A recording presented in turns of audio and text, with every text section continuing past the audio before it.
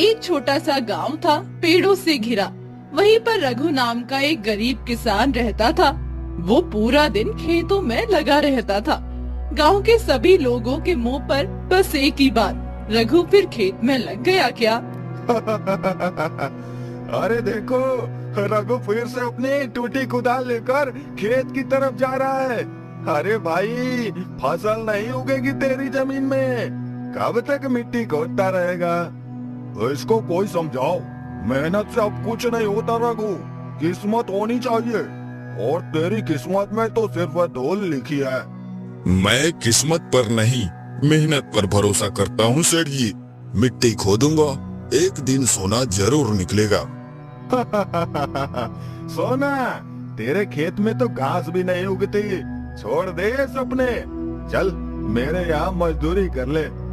मैं मजदूर नहीं, किसान हूँ, और एक दिन मेरा खेत बोलेगा। लोग नहीं, मुझे पूरा विश्वास है। भैया, आज फिर लोगों ने ताना मारा, लेकिन आप हमेशा बिना कुछ सुने और बोले ही चले जाते हो। हाँ मोहन, रोज ही मारते हैं, पर सुनता नहीं मैं। उनका तो रोज का काम है। तू ही बता, उनके तानों की वजह से मैं मेहनत करना छोड़ दूंगा क्या? लेकिन भैया, जब हमारे खेत में कुछ नहीं उगता और लोग हमसे मजाक करते हैं, तो आप उदास नहीं होते? देख मोहन, जब पेड़ लगाते हैं तो कई दिन तक सिर्फ मिट्टी दिखती है, लेकिन अंदर बीज पनप रहा होता है। हमारी मेहनत भी वैसे ही है। आप हार क्यों नहीं मानते? क्योंकि जिसने हार मान ली वो जीत का हकदार नहीं होता। रघु भैया, मैं देखती हूँ कि आप हर रोज सुबह सुबह खेत में लग जाते हैं, भूखे पेट भी मुस्कुराते हो, क्यों? क्योंकि ये खेत मेरा सपना है चंपा। मैं इसमें सिर्फ फसल नहीं उगाता, उम्मीदें बोता हूँ। लेकिन गांव में सब आपको पागल समझते हैं। अगर लोगों के कहने से सपने छोड़ दिए जाए तो दुनिया में कुछ बड़ा कभी हो ही नहीं सकता। तुम देख लेना, एक दिन यही गांव वाले मेरी मेहनत की मिसाल देंगे। हाँ, मैं आपकी बातें समझ नहीं पाती, पर अच्छा लगता है जब आप बोलते हैं। एक रात तेज आंधी आई, बारिश ने सब बर्बाद कर दिया। रघु का छोटा सा खेत भी कीचड़ में बदल गया। भैया, हमारी सारी मेहनत चली गई, अब क्या करेंगे? अब तो भगवान से भी उम्मीद खत्म हो गई। अब आप ही बताओ भैया, हम क्या करें? हाथ जोड़ने से नहीं, हाथ चलाने से खेत चलता है। शुरू से करेंगे, फिर से। भैया, आप थकते नहीं है क्या? आप देख रहे हैं हमारी फसल बर्बाद हो गई है, और आप कह रहे हैं कि फिर से। थकता हूँ, लेकिन रुकता नहीं, क्योंकि मैं जानता हूँ कहीं न कहीं कोई रास्ता जरूर होगा। अब तो इसे समझा दो कोई, जब किस्मत ही फूटी है तो क्या करेगा अकेले? अरे भाई, देख लेना, तुम एक दिन भूखा मरेगा, फिर मेरे घर पर नौकरी मांगेगा। रात के अंधेरे में रघु आसमान की ओर देखता है। आँखों में नमी है, पर होठों पर मुस्कान थी। हे ऊपर वाले, अगर मेरी मेहनत में सच्चाई है तो एक इशारा कर देना, मैं सब सह लूंगा। और उसी वक्त दूर जंगल की तरफ एक चमकदार रेखा हवा में लहराती हुई दिखाई देती है, जैसे कोई रहस्य भरी शक्ति उसे बुला रही हो। ये क्या है? क्या यही मेरा जवाब है? अगले दिन सुबह रघु अपने घर से निकल पड़ा। कोई नहीं जानता था वो कहाँ जा रहा है, बस एक चमकती रेखा उसके मन में बसी थी। वो जंगल की तरफ चलता गया, बिना रुके, बिना सोचे। मुझे नहीं पता ये रोशनी क्या है, लेकिन अंदर से कुछ खींचता है, जैसे कोई मुझे पुकार रहा हो, जैसे मेरी मेहनत को कोई जवाब मिलने वाला है। इतनी गहरी शांति, और फिर भी हर ओर जैसे कुछ है, कोई है जो मुझे देख रहा है। तभी एक सूखा पेड़ हिलने लगा, और वहाँ से निकला एक बूढ़ा साधु, भैरवनाथ बाबा। आंखें गहरी, चेहरा शांत लेकिन रहस्यमय। कई सालों से मैं यहाँ बैठा हूँ, न जाने कितने लोग आए और लौट गए, लेकिन तू रुका नहीं, तू चला आया। क्यों आया बेटा?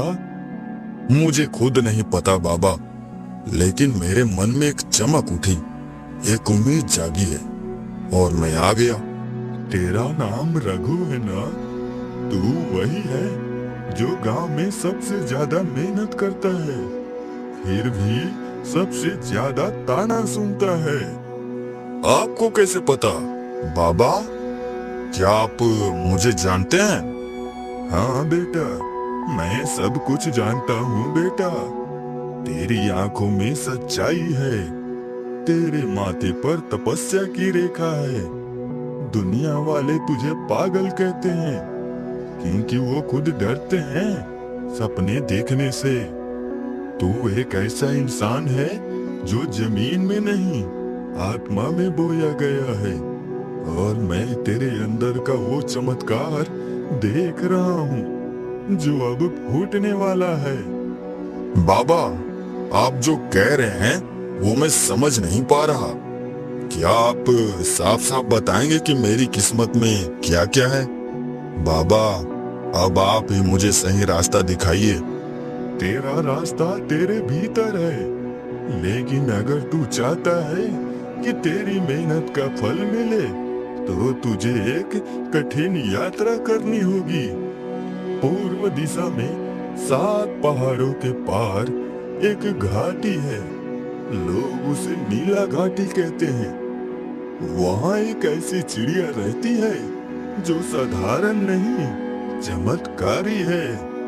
तू वहाँ जा, वहीं से तेरी जिंदगी का सफर शुरू होगा। चिड़िया? और वो मेरी मदद कैसे करेगी? वो चिड़िया तेरी रहनुमा बनेगी, लेकिन रास्ता आसान नहीं। रास्ते में कई मोड़ होंगे जो तेरी नीयत, तेरे इरादे और तेरी मेहनत की परख करेंगे। याद रख, हमेशा सच के साथ आगे बढ़ना। क्या मैं उस तक पहुंच पाऊंगा? अगर तू डर गया तो नहीं, अगर तू थक गया तो नहीं, लेकिन अगर तू एक कदम भी पीछे नहीं हटा तो तेरा नसीब खुद तेरे दरवाजे पर खड़ा मिलेगा। पर याद रख बेटा, जो चीज दिखती है वो सच नहीं होती, और जो सच होती है वो दिखती नहीं। तुझे अपनी आंखों से नहीं, अपने दिल से देखना होगा। बाबा, आप जो कह रहे हैं वो मैं थोड़ा थोड़ा समझ रहा हूँ। मैं ये यात्रा करूंगा, चाहे कुछ भी हो जाए। इसके लिए मैं हर कठिनाइयों से गुजरने को तैयार हूँ। तो जा, लेकिन एक आखिरी बात, अगर तेरे मन में लालच आया तो ये यात्रा वहीं खत्म हो जाएगी। रघु ने आंखें झपकाई और जैसे ही दोबारा खोली, बाबा वहाँ नहीं थे। वो पेड़, वो जगह, सब सामान्य हो गया, जैसे कुछ हुआ ही नहीं। लेकिन रघु के हाथ में एक नीले रंग का पत्ता था, उस पर लिखा था, जो अंदर से उजाला लाए वही बाहर भी रास्ता देखे। ये संकेत है, मैं अब रुकूंगा नहीं। रघु ने बिना किसी से बात किए अपने पुराने थैले में 2 रोटियां रखी, एक बोतल पानी और माँ के हाथों से बनी एक माला, और निकल पड़ा। भैया, आप कहाँ जा रहे हो? कहीं बहुत दूर, लेकिन जब लौटूंगा तो सब बदल जाएगा मोहन। रघु लगातार 7 दिन से पहाड़ों, जंगलों, उबड़ खाबड़ रास्तों पर चल रहा था। कहीं पानी नहीं, कहीं खाना नहीं, पाँव छिल गए थे, आंखों में नींद नहीं थी, लेकिन इरादा अब भी जिंदा था। हे भगवान, अब बस थोड़ी सी ताकत और दे दे। मैंने तो कभी किसी का बुरा नहीं चाहा, सिर्फ अपने खेतों में अनाज चाहता हूँ। बस थोड़ा सा सुख और मेरे छोटे भाई का भविष्य। जैसे ही रघु ने ये कहा, आसमान में एक हल्की चमक उठी, चारों तरफ हवा रुक सी गई, और तभी एक रोशनी के साथ एक चमकदार चिड़िया सामने आकर बैठ गई। अरे, ये तो कोई साधारण चिड़िया नहीं है, इसकी आंखों में चमक है, पंखों पर नीली रेखाएं, ये तो जैसे बोलने ही वाली है। तुम सही सोच रहे हो रघु, मैं साधारण नहीं हूँ, मैं बेला हूँ, और मैं तुम्हारा ही इंतजार कर रही थी। तुम बोलती हो? क्या तुम वही हो जिसके बारे में भैरवनाथ बाबा ने बताया था? हाँ, मैं वही हूँ। लेकिन बाबा ने जो कहा वो सिर्फ शुरुआत थी। असली रास्ता तो अब शुरू होता है। क्या तुम इसके लिए तैयार हो? रघु, मैं कोई परी नहीं हूँ, ना ही कोई देवी हूँ। मैं उस शक्ति की प्रतीक हूँ जो केवल सच्चे दिल वालों को दिखाई देती है। तुम्हारी सच्चाई, तुम्हारा दर्द और तुम्हारी मेहनत ने मुझे यहाँ बुलाया है। लेकिन तुम मेरी मदद कैसे कर सकती हो? तुम तो एक चिड़िया हो। तुम्हें आगे की राह दिखाना मेरा काम है, लेकिन उस रास्ते पर चलना वो तुम्हारा फर्ज है। मैं सिर्फ रास्ता दिखा सकती हूँ।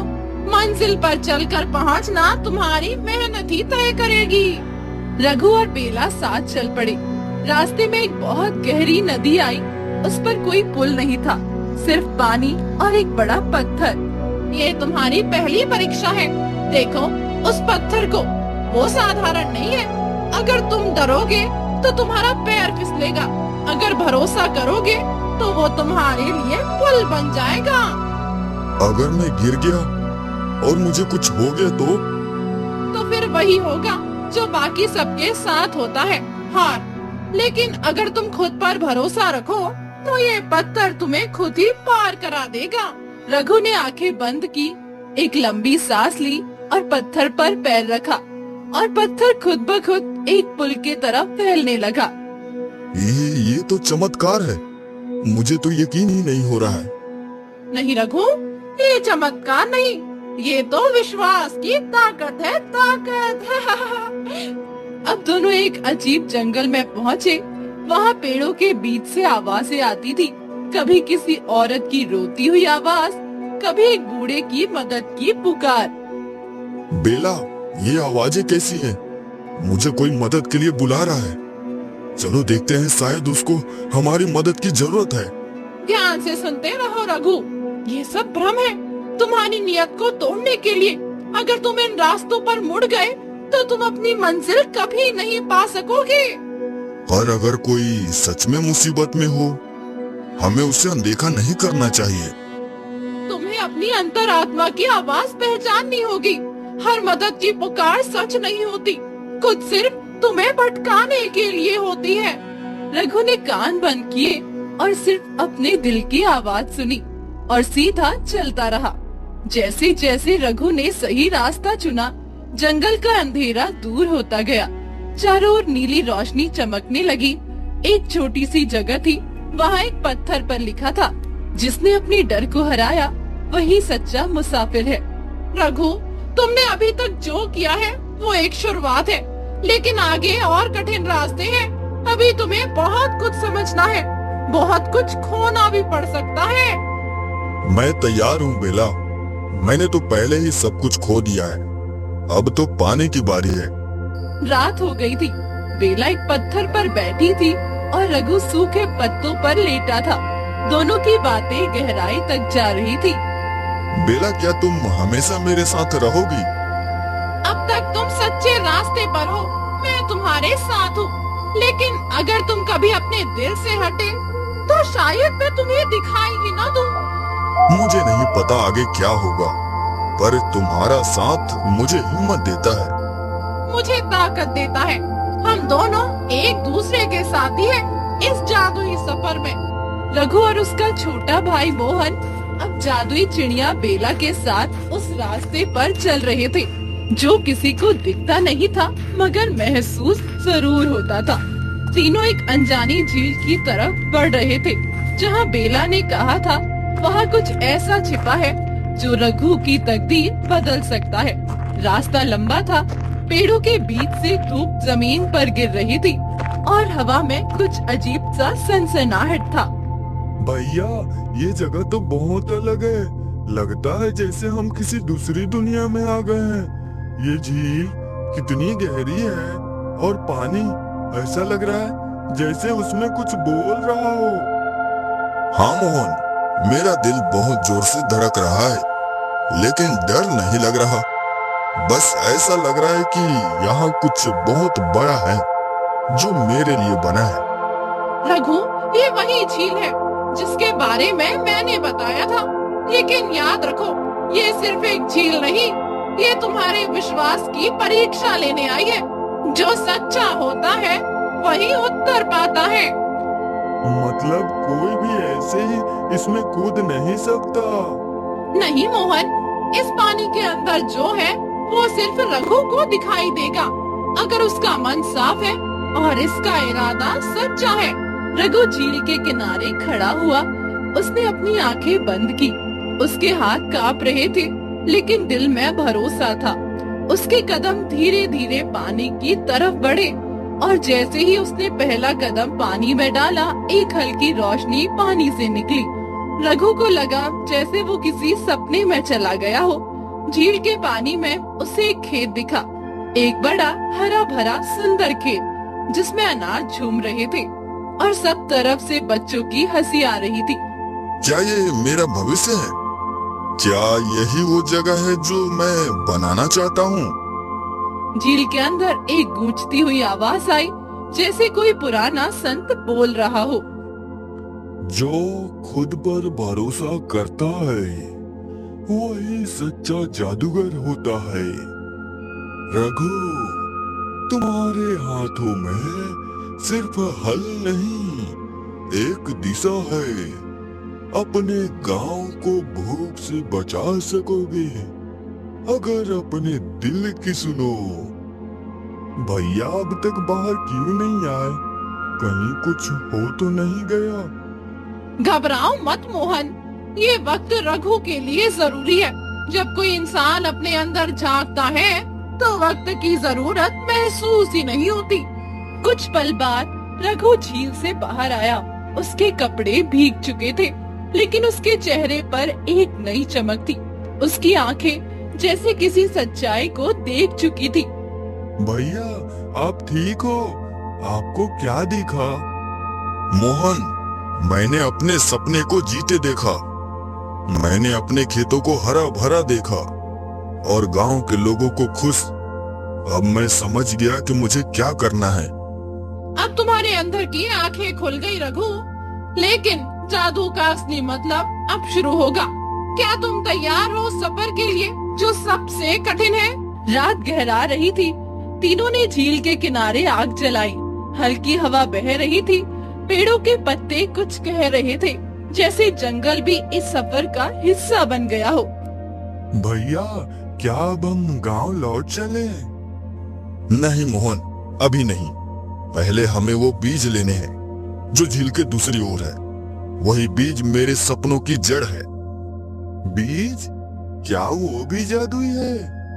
हाँ मोहन, लेकिन ये बीज जमीन से नहीं, आत्मा से जुड़ता है। जो इसे बोता है उसे सिर्फ फसल नहीं मिलती, उसे मिलती है नई सोच, नया रास्ता मिलता है। अगली सुबह बेला ने रघु को एक पेड़ की ओर इशारा किया जो झील के किनारे था, लेकिन दिखता नहीं था। रघु, ये वही पेड़ है जिसकी जड़ें पानी के नीचे हैं और पत्ते हवा से बातें करते हैं। इसका फल एक बीज है, बस एक, लेकिन उसमें पूरी धरती को बदलने की ताकत है। क्या मैं इसे ले सकता हूँ? ले सकते हो, लेकिन एक वादा करके कि इसे सिर्फ अपने लिए नहीं, सबके लिए बोगे। मैं वादा करता हूँ, ये बीज मेरे गांव की मिट्टी में सबसे पहले उगेगा। रघु ने उस बीज को हाथ में लिया। वो चमक रहा था, गर्म नहीं था, ठंडा भी नहीं, बस दिल के स्पर्श जैसा था। भैया, क्या अब हम घर लौटेंगे? हाँ मोहन, अब लौटना है, लेकिन खाली नहीं। अब हम अपने साथ सपना लेकर लौटेंगे और उसे सच्चाई में बदलेंगे। याद रखना, ये बीज जादुई है, लेकिन इसे उगाने के लिए सबसे बड़ी चीज चाहिए, विश्वास और मेहनत। अगर ये दोनों रहे तो चमत्कार खुद सामने आएगा। झील पीछे रह गई, लेकिन उसके साथ ही पीछे रह गया रघु का डर, उसकी हिचक और उसकी कमजोरी। अब आगे था सिर्फ भरोसा, उम्मीद और मेहनत। बहुत दिनों के बाद रघु वापस अपने गांव पहुंचा। उसके हाथ में अब वो पुराना हल नहीं था, बल्कि उसकी आंखों में नए सपने और मन में नई ताकत थी। साथ में थी बेला, उसकी जादुई साथी। अरे देखो तो सही, ये वही रघु है जो बीते दिनों में सिर्फ मेहनत करता था। अब क्या बदला है? अरे शायद कहीं से खजाना लेकर आया होगा, वरना इतने दिनों के बाद लौटना आसान नहीं होता। मैं वही रघु हूँ, और अब मेरे साथ एक नई ताकत है। मैं अपने खेत को फिर से हरा भरा बनाऊंगा और तुम्हें दिखाऊंगा कि मेहनत कभी बेकार नहीं जाती। तुम्हारे ख्वाबों से हमारा क्या? जमीन तो मेरी है और मैं सब पर राज करता हूँ। जमीन की ताकत इंसान की मेहनत से होती है बंसी, और मेहनत के आगे कोई बड़ा नहीं। रघु भैया, हमें आप पर पूरा भरोसा है। आपकी मेहनत से हम सबको फायदा मिलेगा। रघु ने अपनी नई योजनाओं के साथ खेत में काम शुरू किया। बेला भी हमेशा उसके साथ थी। गांव वालों को देखकर भी वो हिम्मत नहीं हारी। भैया, ये नए बीज कौन से हैं? इतने अच्छे। ये वो बीज है जो नीली घाटी से लेकर आया हूँ। ये सिर्फ खेत को नहीं, हमारे दिलों को भी हरियाली देंगे। सही कहा रघु, ये बीज सिर्फ मिट्टी के लिए नहीं, लोगों के विश्वास के लिए भी है। तुम्हारे बीज अगर सच में जादू है तो दिखाओ। अगर फसल ना होगी तो गांव छोड़ दो। मैं झूठ नहीं बोलता सेठ जी, मेहनत का फल सबको दिखेगा। अरे हमें तो हंसी आ रही है। रघु की ये जादू टोना कोई असर नहीं करेगा। दिन बीते और खेतों में धीरे धीरे हरियाली दिखने लगी। गांव वालों के चेहरे पर आश्चर्य और खुशी दोनों थे। देखो, वो देखो, खेत हरा भरा हो रहा है। ये तो चमत्कार है। भैया, मैंने कभी सोचा नहीं था कि ऐसा होगा। मेहनत और विश्वास ने ये किया है। अब हम सब साथ हैं। गांव के लोग अब रघु की तारीफ करने लगे। धन्ना सेठ और बंसी भी अब धीरे धीरे मानने लगे कि मेहनत का फल जरूर मिलता है। शायद मैं गलत था। मेहनत सच में बहुत कुछ कर सकती है। रघु, तुझे बधाई। तूने साबित कर दिया कि हार नहीं माननी चाहिए। मित्रों, याद रखो, जिंदगी में चाहे कितनी भी मुश्किलें आए, अगर दिल में सच्चा इरादा हो तो कोई भी बाधा हमें रोक नहीं सकती। मेहनत करो, उम्मीद मत छोड़ो और हमेशा एक दूसरे का सहारा बनो।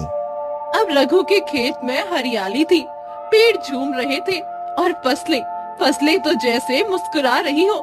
गांव वाले रघु को आदर से देखते थे। कोई नहीं कहता था कि वो पागल है, कोई नहीं हंसता था उस पर। अब सब उसे उम्मीद की तरह देखते थे। भैया, पहले जब लोग आपका मजाक उड़ाते थे, मैं बहुत दुखी होता था, पर आप कभी गुस्सा नहीं हुए। आप चुपचाप मेहनत करते रहे। अब देखो, वही लोग आपके सामने सिर झुकाते हैं।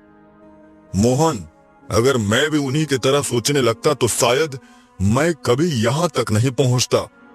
मुझे पता था कि मेरे पास पैसे नहीं थे, जमीन कम थी, लेकिन मेरे पास था भरोसा खुद पर और अपने खेत की मिट्टी पर। भैया, आपने हमें सिर्फ खेत नहीं दिया, आपने हमें जीने का तरीका सिखा दिया। बस इतना याद रखना मोहन, किस्मत उन लोगों का साथ देती है जो हार मानने से इनकार करते हैं। रघु, जब मैं पहली बार तुमसे मिली थी तब तुम थके हुए थे, लेकिन हारे हुए नहीं थे। लोग तुम्हें ताना देते थे, फिर भी तुम मुस्कुराते थे।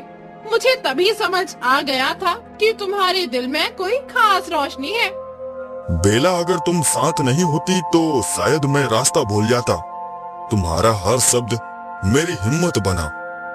और तुम्हारी मेहनत मेरे पंखों की उड़ान थी। रघु, असली जादू ना तुम्हारे पास था ना मेरे पास, वो तो तुम्हारी नियत और मेहनत में था। अब गांव वाले पंचायत बुलाते हैं।